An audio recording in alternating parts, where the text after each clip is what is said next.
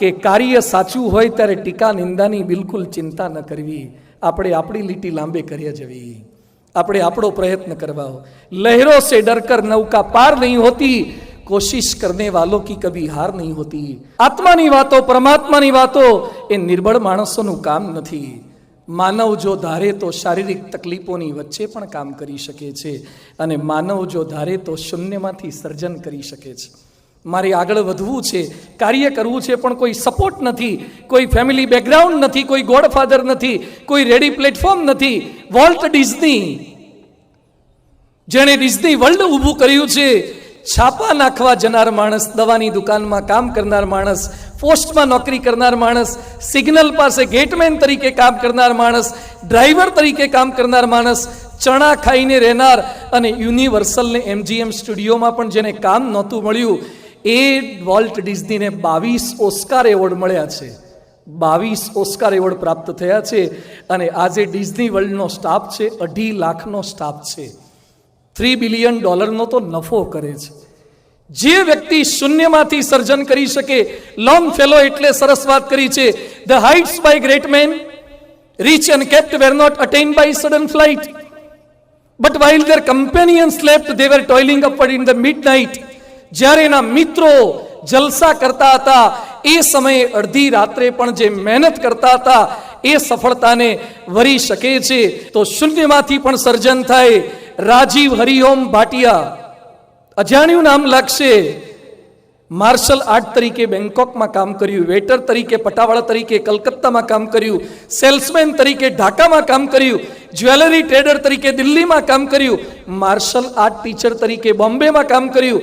18 મહિના પગાર વગર જયેશ શેઠ નામના ફોટોગ્રાફર સાથે પોર્ટફોલિયો બનાવવા કામ કર્યું. અનેક વાર રિજેક્ટ થયો. આજે એક સફળ એક્ટર તરીકે અક્ષય કુમાર તરીકે કામ કરી રહ્યા છે, અને 143 ફિલ્મો બનાવી છે, ને વર્ષે 300-400 કરોડ કમાઈ છે. એક સમય વેઇટર હતો, એક સમય ફોટોગ્રાફર સાથે કામ કરનાર માણસ હતો. તો વ્યક્તિ ધારે તો શૂન્યમાંથી સર્જન કરી શકે છે. માનવ જો ધારે તો ઓછા ભણતર સાથે પણ કામ કરી શકે છે. ક્યાંક કેટલાકનું ભણતર ગામડાના હોય તો ઓછું ભણતર હોય, અને એવા આપણી વચ્ચે જ કેટલાક બિરાજમાન છે.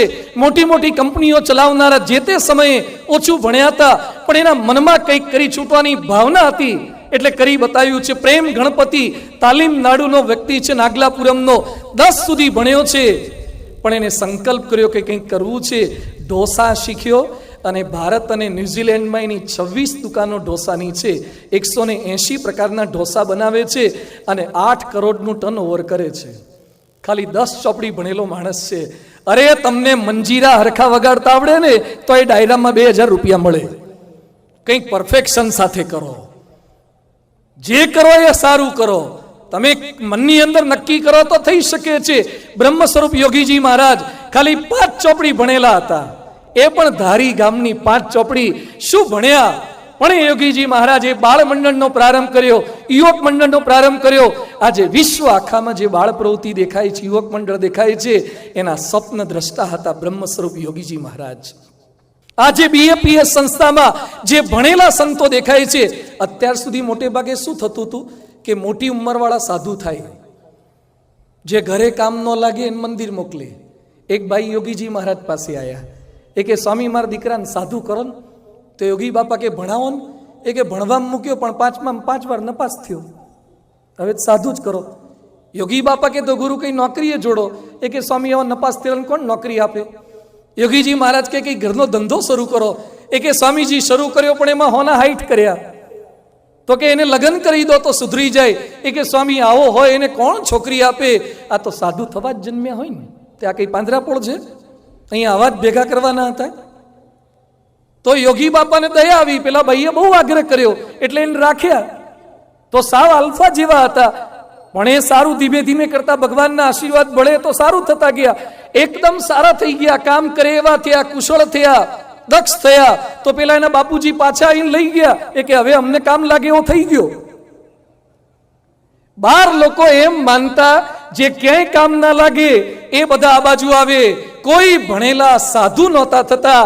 એ સમયે 5 ચોપડી ભણેલા યોગીજી મહારાજે સંકલ્પ કર્યો કે મારે ગ્રેજ્યુએટ થયેલા સાધુ કરવા છે, અને એમાં સૌથી પહેલા ગ્રેજ્યુએટ સંત થયા હોય બીએસસી એગ્રીકલ્ચર ભણીને તો વિશ્વવંદનીય મહંત સ્વામી મહારાજ થયા 1957ના વર્ષમાં. ભારત વર્ષના ઇતિહાસમાં ભણેલા ગણેલા સંતોમાં જેને શિક્ષિત સાધુ થવાનો પ્રારંભ કર્યો એ પરમ પૂજ્ય મહંત સ્વામી મહારાજ ને પૂજ્ય ડોક્ટર સ્વામી. ડોક્ટર થયા પછી સાધુ, 5 ચોપડી ભણેલા ગુરુ MBBS થયેલા ને સંતની દીક્ષા આપી શકે. તમે ઓછું ભણેલા હોય છતાં પણ આ પ્રારંભ કરી શકો. આજે BAPS ના 9000 કેન્દ્રોમાં રવિ સભાઓ ચાલે છે, પરાસભાઓ ચાલે છે. એનો સૌથી પહેલો જો કોઈએ પ્રારંભ કર્યો હોય તો બ્રહ્મ સ્વરૂપ યોગીજી મહારાજે કર્યો હતો. રવિ સભા કરો, પરાસભા કરો. સુરતમાં એક નાનકડા મંદિરની અંદર યોગીજી મહારાજે કીધું સભા કરો. 2 જણા ભેગા થાય, વધીને 3 જણા ભેગા થાય. કંટાળ્યા. એ લોકોએ પત્ર લખ્યા કે સ્વામીજી 3 થાય, 2 થાય, 1 થાય. હવે કંટાળી ગયા, સુરતમાં સભા બંધ કરવી છે.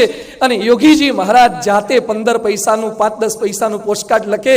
યોગીજી મહારાજ લખતા કે છેવટે કોઈ ન મળે તો થાંભલા આગળ પણ વાતો કરવી, પણ સભા બંધ ન કરવી. આમાંથી તો હજારો લોકો ભેગા થશે.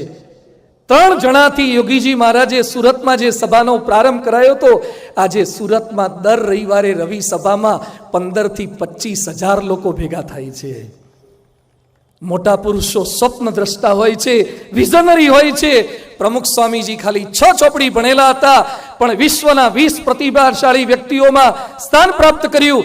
લોકો એમના જીવનમાંથી મેનેજમેન્ટ શીખે છે. તો થઈ શકે છે. તમારું ભણતર એ પણ તમને ક્યાંય નહીં નડે. ક્યાંક આપણને નડે છે લોકોની ટીકા અને નિંદા. કોઈક ટીકા કરે એટલે ઉત્સાહ મોળો પડી જાય, હિંમત હારી જવાય, મૂકી દેવાનું મન થઈ જાય. સેમ વોલ્ટન એક દુકાનમાં જોડાવા માટે ગયા તો દુકાનદારે એમ કીધું કે તું રિટેલના ધંધામાં બિલકુલ ચાલીશ નહીં, તું નકામો છે, એટલે આ દુકાનના ધંધામાં પડતો નહીં. 27 વર્ષે ઉછીના પૈસા લઈ અને $25,000 એક નાનકડી દુકાન શરૂ કરી. આજે એ સેમ વોલ્ટનના વોલમાર્ટ 24 દેશમાં 10,524 વોલમાર્ટ છે અને 23 લાખ કર્મચારી છે, અને દર વર્ષે $560 બિલિયન નો વેપાર કરે છે. એમાં $14 બિલિયન નો તો ચોખ્ખો નફો કરે છે. જેને ના પાડી હતી કે તું રિટેલના ધંધામાં બિલકુલ ચાલે નહીં, તો એક ટીકાથી કેમ થાકી જાઓ છો, કેમ કંટાળી જાઓ છો? કેટલાક લોકોનું કામ ટીકા કરવાનું જ હોય છે. ટેકો આપવો લોકોને ગમતો નથી. છતાં કોઈક બોલે, કોઈક ટીકા પણ કરે, પણ કોઈ પણ સંજોગોમાં પાછા પડ્યા વગર જે માણસો આગળ વધ્યા છે એ જ કંઈક કરી શક્યા છે. લતા મંગેશકર 13 વર્ષના હતા ત્યારે પંડિત દીનાનાથ મંગેશકરનું અવસાન થયું. ઘરની જવાબદારી લતા મંગેશકર પર આવી અને શશધર મુખર્જી પાસે ગયા. ત્યારે લતા મંગેશકરનો અવાજ સાંભળીને મુખર્જી બોલ્યા હતા કે તારો અવાજ બહુ જ પટલો છે, બિલકુલ ચાલશે નહીં ગાવાની લાઈનમાં. એને નકારી કાઢ્યો તો એ લતાજી તો માટે ગયા તો દુકાનદારે એમ કીધું કે તું રિટેલના ધંધામાં બિલકુલ ચાલીશ નહીં, તું નકામો છે, એટલે આ દુકાનના ધંધામાં પડતો નહીં. 27 વર્ષે ઉછીના પૈસા લઈ અને $25,000 એક નાનકડી દુકાન શરૂ કરી. આજે એ સેમ વોલ્ટનના વોલમાર્ટ 24 દેશમાં 10,524 વોલમાર્ટ છે અને 23 લાખ કર્મચારી છે, અને દર વર્ષે $560 બિલિયન નો વેપાર કરે છે. એમાં $14 બિલિયન નો તો ચોખ્ખો નફો કરે છે. જેને ના પાડી હતી કે તું રિટેલના ધંધામાં બિલકુલ ચાલે નહીં, તો એક ટીકાથી કેમ થાકી જાઓ છો, કેમ કંટાળી જાઓ છો? કેટલાક લોકોનું કામ ટીકા કરવાનું જ હોય છે. ટેકો આપવો લોકોને ગમતો નથી.